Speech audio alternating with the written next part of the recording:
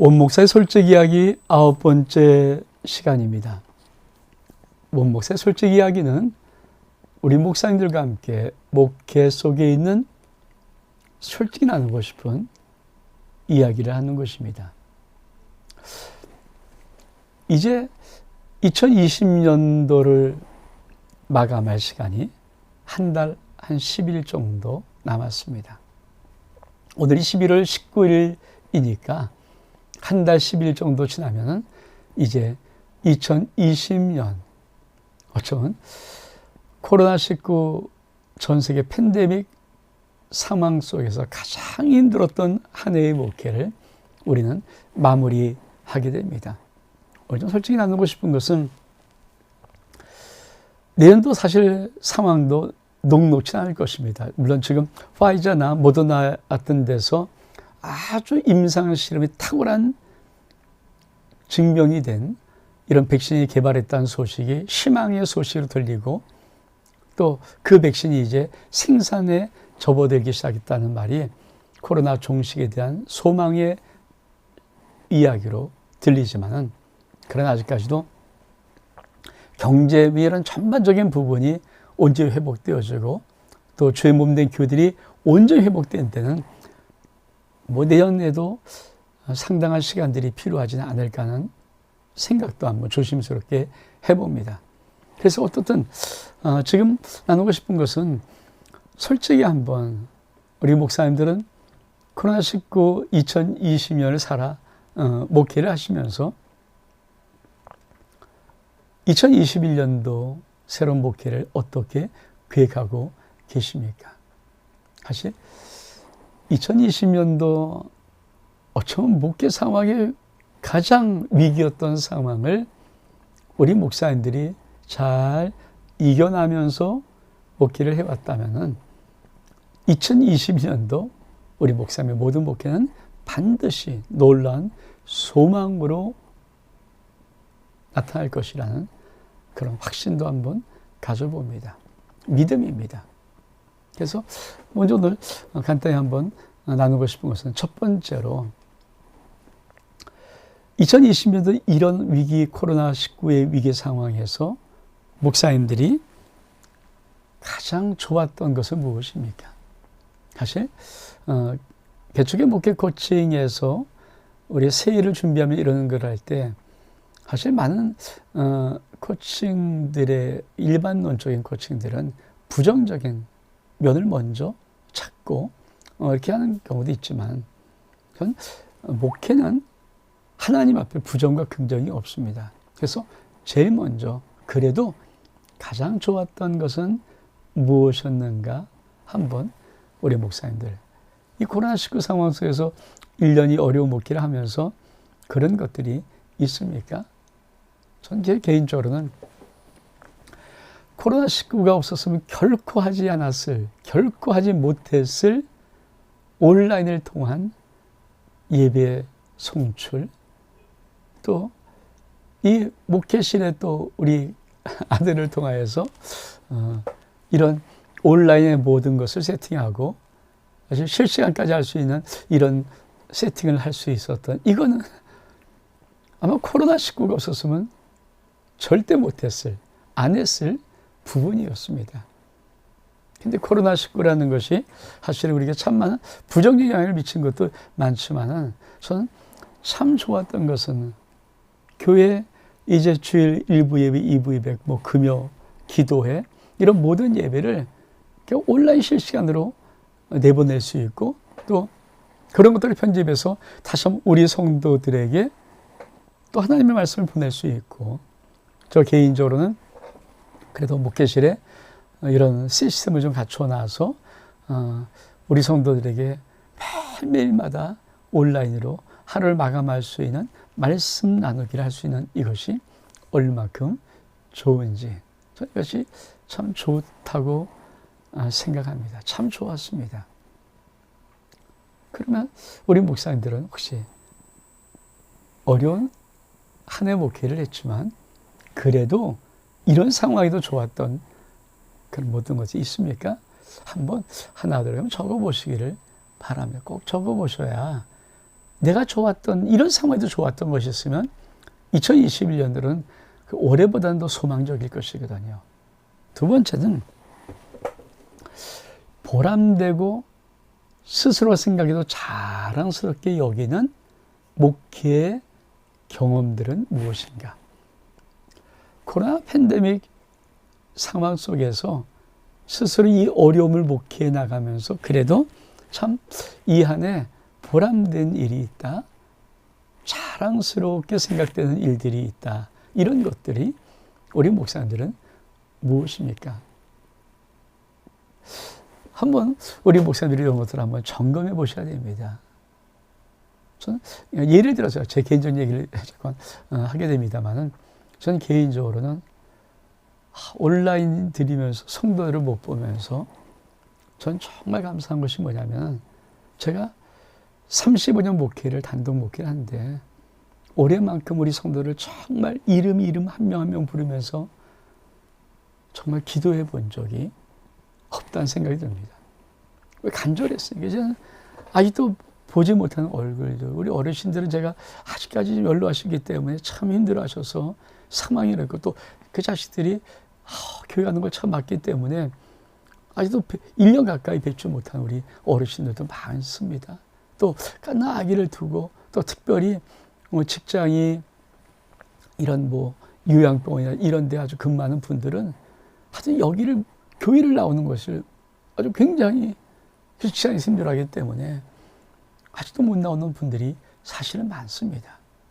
이런 상황과 조건의 문제는 분명히 힘든. 그래서 정말 제가 35년 목회하면서 지금도 기도하지만 올해처럼 우리 성도를 정말 간절히 기도해 본 적이 있을까 할 정도로 제가 그것이 너무 감사하더라고요. 아내와 제가 한 3시간씩 아침에 새벽 강단에 무릎 꿇고 기도하면서 매 3시간씩 기도하고 저녁에는 또 성도 이름 부르면서 거의 1시간에서 1시간 반 정도 계속 기도하는 이 기도의 시간들. 정말 전 코로나19 때문에 제 목회를 이제 한 텀 남은 제 목회를 다시 한번 하나님 앞에 무릎 꿇리면서 간절하게 진실하게 주님에게 맡긴 성도를 사랑하는 이 부분, 내가 이렇게 목회를 할 수 있었던 것이 너무 하나님 앞에 진짜 감사하더라고요. 이 코로나19가 없었으면 솔직히 30년 목회를 했고 목회가 어느 정도 안정되었기 때문에 좀 그렇죠. 좀 허술하거나 좀 약간 좀 느슨할 수 있었던 그런 것들을 코로나19가 그냥 간절히 우리 성도들 한 명 한 명 기도할 수 있도록 만들어준 것이 너무 감사한. 그리고 그렇게 내가 무릎 꿇고 기도하는 그것이 하나님 앞에 조금은 좀 부끄럽지 않은 모습이 되어서 참 그런 것들, 참 이게 보람된 시간들을 보내는 것 같아 참 감사했습니다. 우리 목사님들은 어떠셨나요?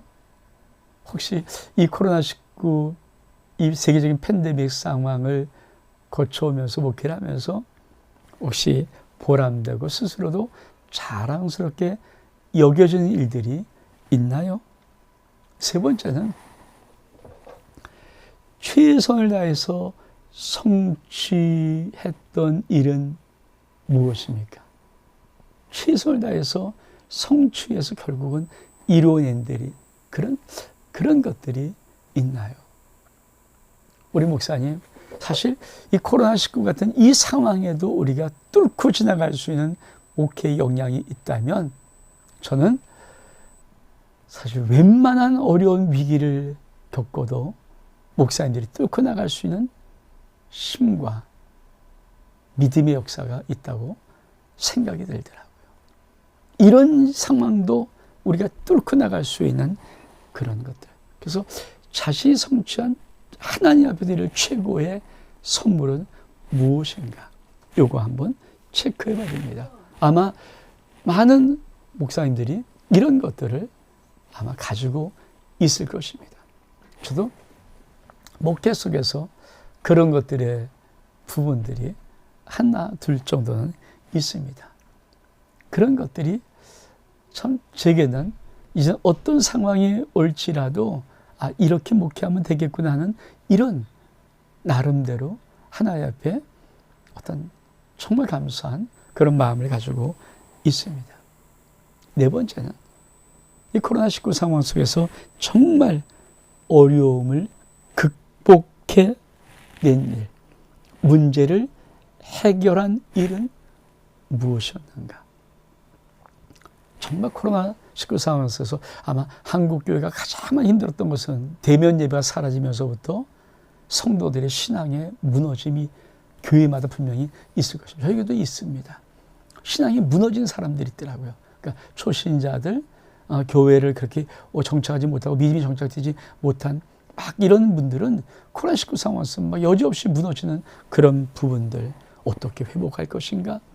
또 대면 예배가 온전히 교회 활동이 되지 못하면서 사실 많은 한국 교회 속에 특별히 사실 어렵고 힘든 교회 속에서는 이 재정적인 문제가 아주 현실적인 생존의 문제로 다가온 그런 경우가 분명히 있습니다. 저희 교회도 사실 아직까지 재정의 문제가 100% 회복되지는 않았거든요.